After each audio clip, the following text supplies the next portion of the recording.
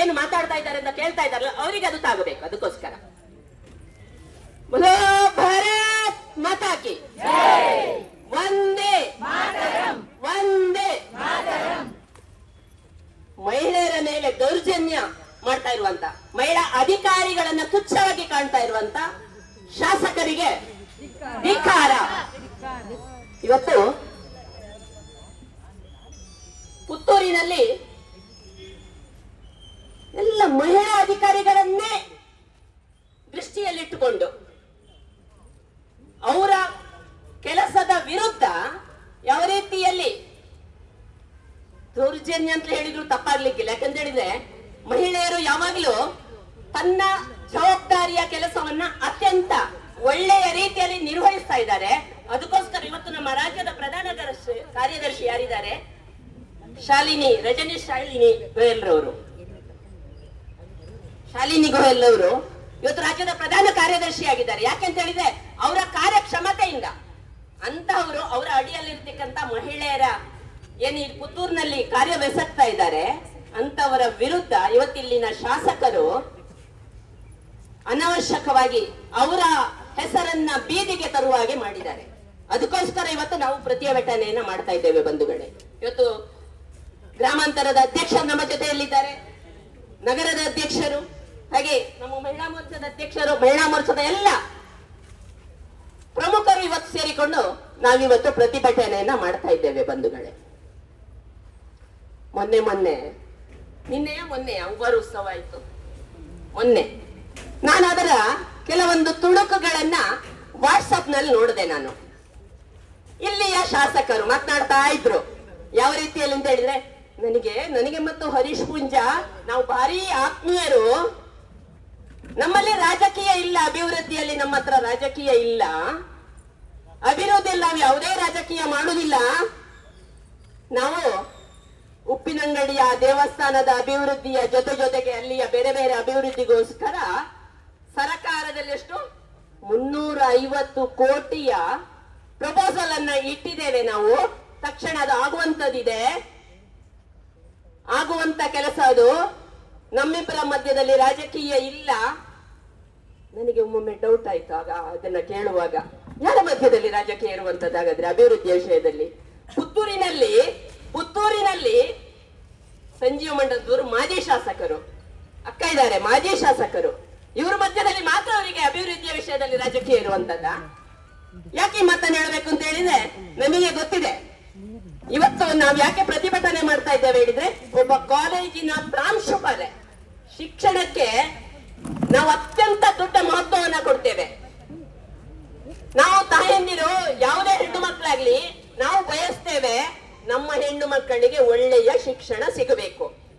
ಆ ಒಳ್ಳೆಯ ಶಿಕ್ಷಣ ಸಿಗಬೇಕು ಅಂತಾದ್ರೆ ಒಳ್ಳೆಯ ವಾತಾವರಣ ಇರಬೇಕು. ಆ ಶಿಕ್ಷಣವನ್ನ ಗ್ರಹಿಸುವ ನಮ್ಮ ಮಾನಸಿಕತೆ ಹೇಗಿರಬೇಕು ಅಂತ ಹೇಳಿದ್ರೆ, ಹಿಂದೆ ಅದಕ್ಕೋಸ್ಕರ ಗುರುಕುಲ, ಗುರುಮಠ ಇದನ್ನೆಲ್ಲ ಮಾಡ್ತಾ ಇದ್ದೇವೆ ಹೇಳಿದ್ರೆ ಆ ವಾತಾವರಣ ಕಲ್ಪಿಸಬೇಕು. ನಾವು ನಮ್ಮ ಮಕ್ಕಳು ಅತ್ಯಂತ ಒಳ್ಳೆಯ ವಾತಾವರಣದಲ್ಲಿ ಶಿಕ್ಷಣವನ್ನ ಪಡಿಬೇಕು.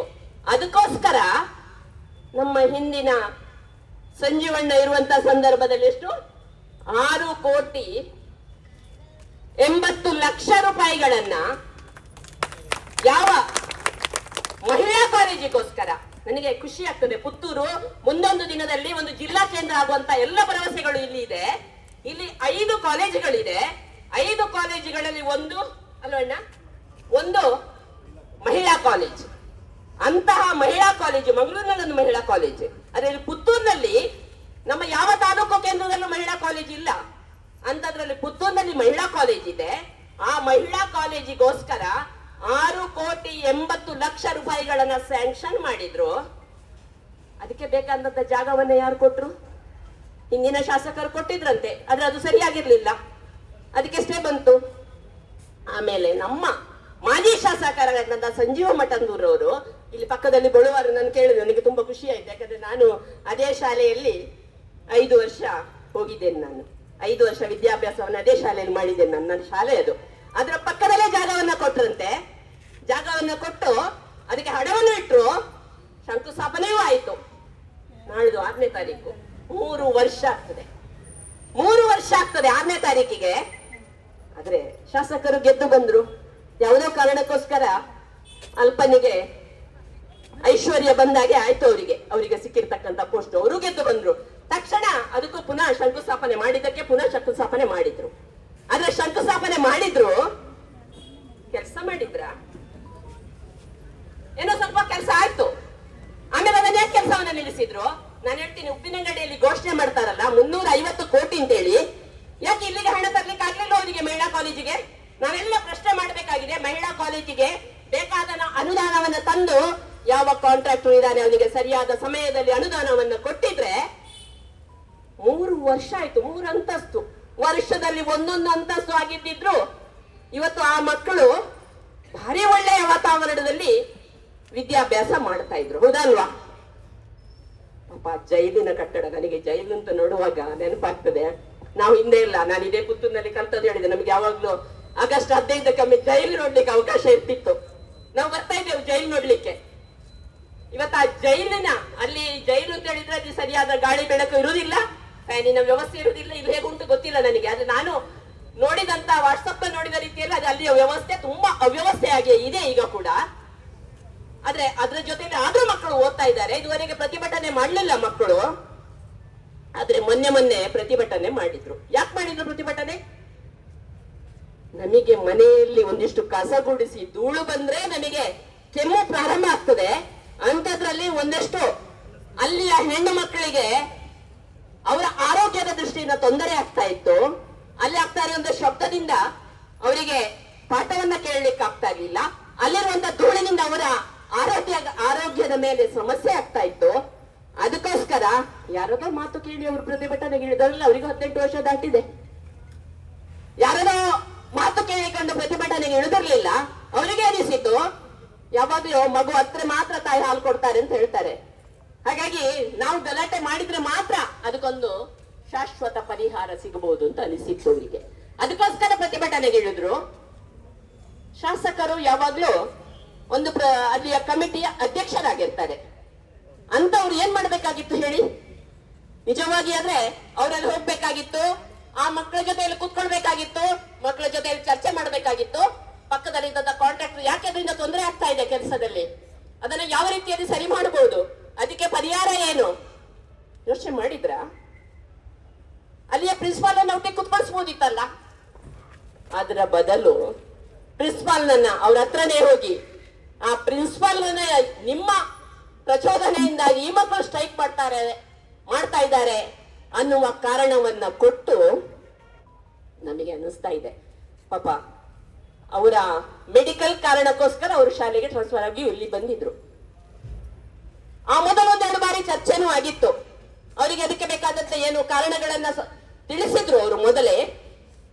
ಅದನ್ನ ಶಾಸಕರನ್ನು ಮಾತಾಡಿದಾಗ ಅವರು ಪಾಪ ಅಂದ್ಕೊಂಡ್ರು, ಹಿಂದಿನ ಸಂಜೀವಣ್ಣನಾಗೆ ಮಲ್ಲಿಕನಗೆ ನಮ್ಮ ಸಮಸ್ಯೆಯನ್ನ ಕೇಳಲಿಕ್ಕೆ ಬಂದಿದ್ದಾರೆ ಈ ಶಾಸಕರು ಅಂತ ಅಂದ್ಕೊಂಡು ಸಮಸ್ಯೆಯನ್ನ ಬಿಚ್ಚಿಡುವ ಪ್ರಯತ್ನವನ್ನ ಮಾಡಿದ್ರು. ಅದೇ ಅವರು ಮಾಡಿದ ದೊಡ್ಡ ತಪ್ಪು. ನನಗೆ ಎದುರುತ್ತರ ಕೊಡ್ತಾರೆ ಅನ್ನುವ ಕಾರಣಕ್ಕೋಸ್ಕರ ರಾಜ್ಯದ ಅಧೀನ ಕಾರ್ಯದರ್ಶಿಯಿಂದ ಅವರನ್ನ ಅಮಾನತು ಮಾಡಿದ್ರು. ಪರಿಹಾರ ಮಾಡಬೇಕಾಗಿತ್ತು, ಅಲ್ಲಿ ವ್ಯವಸ್ಥೆಯನ್ನ ಸರಿ ಮಾಡಬೇಕಾಗಿತ್ತು, ಅಲ್ಲಿ ಅವ್ಯವಸ್ಥೆಯನ್ನ ಸರಿ ಮಾಡಬೇಕಾಗಿತ್ತು. ಅದರ ಬದಲು ಅವರನ್ನೇ ಅಮಾನತು ಮಾಡಿದ್ರು. ಇದು ಎಲ್ಲಿಯ ಪರಿಸ್ಥಿತಿ ನೋಡಿ ಬಂಧುಗಳೇ. ಅವರನ್ನೇ ಅಮಾನತು ಮಾಡಿದ್ರು.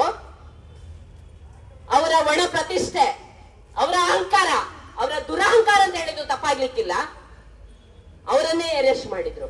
ಯಾಕೆ ಇವರಿಗೆ ಮಹಿಳೆಯನ್ನು ಕಂಡ್ರೆ ಆಗಲ್ವಾ? ನಾವು ನೀವೆಲ್ಲರ ಪ್ರಶ್ನೆಯನ್ನ ಕೇಳಬೇಕಾಗಿದೆ. ಅಭಿವೃದ್ಧಿಯಲ್ಲಿ ರಾಜಕೀಯ ಅಲ್ಲ ಅಂತ ಹೇಳ್ತಾರೆ. ಇವರಿಗೆ ಅಭಿವೃದ್ಧಿಯೂ ಬೇಡ.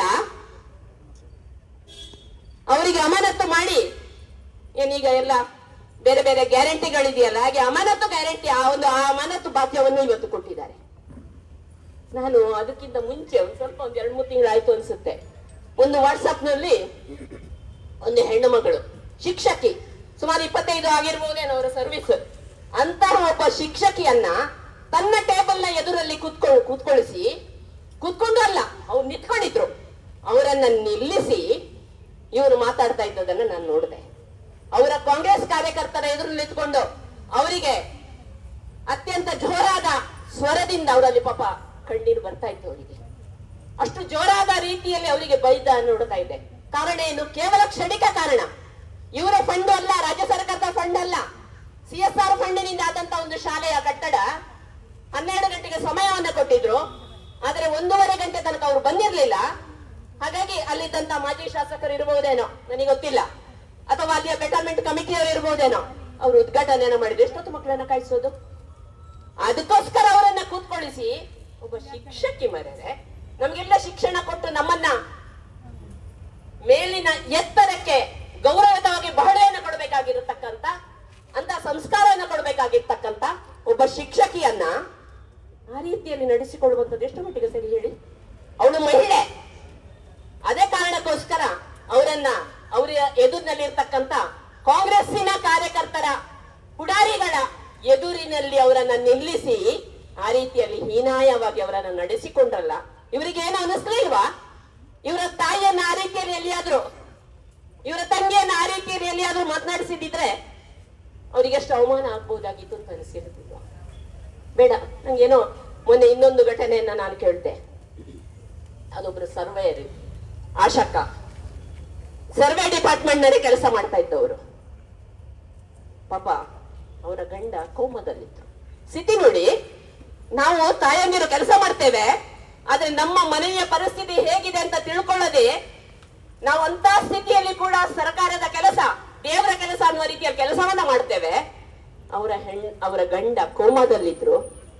ಅಂತಹ ಒಬ್ಬ ಸರ್ವೆ ಡಿಪಾರ್ಟ್ಮೆಂಟ್ ಕೇಸ್ ವರ್ಕರ್ ಯಾರೋ ವಿಸಿಟ್ ಮಾಡಿದ್ರು. ನಮ್ಮ ಶಾಸಕರಿಗೆ ಒಂದು ಅಭ್ಯಾಸ ಇದೆಯಲ್ಲ, ಎಲ್ಲ ವಿಸಿಟ್ ಮಾಡೋದು ಸೋಷಿಯಲ್ ಮೀಡಿಯಾದಲ್ಲಿ ಬಾರಿ. ಈಗ ಏನ್ ಹೇಳಿದ್ರು ಕೂಡ ಸೋಷಿಯಲ್ ಮೀಡಿಯಾದಲ್ಲಿ ಹಾಕಿದ ತಕ್ಷಣ ಹೋ ಎಲ್ಲರಿಗೂ ಖುಷಿ ಆಗ್ತದೆ. ಇಂಥ ಶಾಸಕರು ಸೋಷಿಯಲ್ ಮೀಡಿಯಾದಲ್ಲಿ ಹಾಕಿದ ತಕ್ಷಣ ಅದಕ್ಕೆ ಬೇಕಾದಷ್ಟು ರೀತಿಯಲ್ಲಿ ಗೌರವ ಸಿಗ್ತದೆ ಅನ್ನುವ ಕಾರಣಕ್ಕೋಸ್ಕರ ಯಾರೋ ಕಾಂಗ್ರೆಸ್ ಪುಟಾರಿಗಳು ಯಾವುದೋ ಒಂದು ತಪ್ಪಾಗಿ ಅವರಿಂದ ಕೆಲಸ ಸರಿಯಾಗ್ಲಿಲ್ಲ ಅಂತ ಹೇಳಿ ಅವ್ರಿಗೆ ಹೇಳಿದಕ್ಕೋಸ್ಕರ ಅವರನ್ನ ಅಲ್ಲಿ ಎಲ್ಲರ ಎದುರಿನಲ್ಲಿ ಅವರನ್ನ ಬೈದ್ರು. ಅದನ್ನು ಸೋಷಿಯಲ್ ಮೀಡಿಯಾದಲ್ಲಿ ಹಂಚಿಕೊಂಡು ಬೇಕಿತ್ತ? ಪಾಪ ಅದೇ ದಿವಸ ಹಾಸ್ಪಿಟಲ್ ಅಣ್ಣ ಅವರ ಗಂಡ ಕೊನೆಯುಸಿರನ್ನ ಹೇಳಿದ್ರು. ನಮ್ಮ ಶಾಸಕರು ಯಾವಾಗ್ಲೂ ಶಾಸಕರನ್ನ ನಾವು ಆಯ್ಕೆ ಮಾಡ್ತೇವೆ. ಅವರು ಇಡೀ ಕ್ಷೇತ್ರದ ಗೌರವವನ್ನು ಉಳಿಸ್ಬೇಕು. ತೊಂದರೆ ಆದಾಗ, ಜನರಿಗೆ ತೊಂದರೆ ಆದಾಗ ಒಟ್ಟಿಗೆ ನಿಲ್ಲಬೇಕು. ಅದಕ್ಕೋಸ್ಕರ ನಾವು ಅವರನ್ನ ಶಾಸಕರನ್ನಾಗಿ ಆಯ್ಕೆ ಮಾಡೋದು. ನನಗೆ ಗೊತ್ತಿದೆ, ನಾನು ಮೊದಲು ಇವರು ಶಾಸಕರಾಗ್ಲಿಕ್ಕೆ ಮುಂಚೆ ಏನು ಪಿಸ್ತೂಲ್ ಹಿಡ್ಕೊಂಡು ಗಲಾಟೆ ಮಾಡಿದ್ದನ್ನು ನೋಡಿದ್ದೇನೆ ನಾನು. ಇವರು ಅಂದ್ಕೊಂಡಿದ್ದಾರೆ ನಾನು ಇದೇ ರೀತಿಯಲ್ಲಿ ಮುಂದುವರಿತೇನೆ. ಈ ಗುಂಡಾ ಪ್ರವೃತ್ತಿ ಇವತ್ತು ಕಾಂಗ್ರೆಸ್ಸಿನ ಆಡಳಿತ ಅದೇ ರೀತಿಯಲ್ಲಿ ಆಗ್ತಾ ಇರುವಂತದ್ದು. ಅವರಲ್ಲಿ ಆಗುವಂತ ಅವರ ಮಧ್ಯದ ಒಳಗಿನ ಯಾವುದೋ ಫಾರಿನ್ ಟೂರಿಗೆ ಹೋಗ್ತಾರೆ ಕೆಲವರು ಬರ್ತ್ಡೇ ನೆಪದಲ್ಲಿ ಪಾರ್ಟಿ ಮಾಡ್ತಾ ಇದ್ದಾರೆ, ಇನ್ನು ಡೆಲ್ಲಿಗೂ ಹೋಗ್ತಾರಂತೆ.